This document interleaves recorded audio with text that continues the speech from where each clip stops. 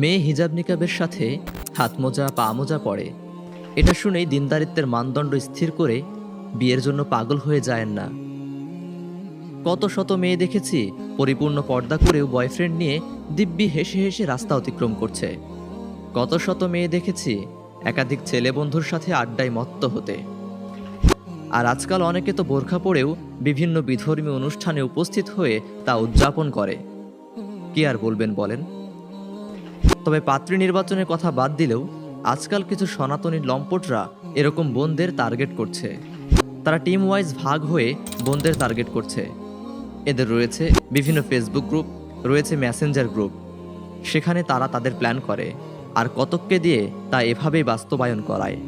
সুতরাং সাবধান হে ভাই, তোমার বোন কোথায় যাচ্ছে, কার সঙ্গে মিশছে তা একটু খোঁজ খবর নাও।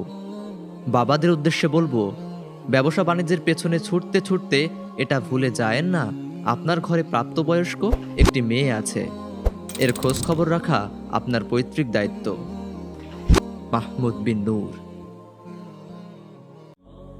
মাহফিল অ্যাপ বাংলাদেশে এই প্রথম ইসলামিক ভিডিও স্ট্রিমিং অ্যাপ।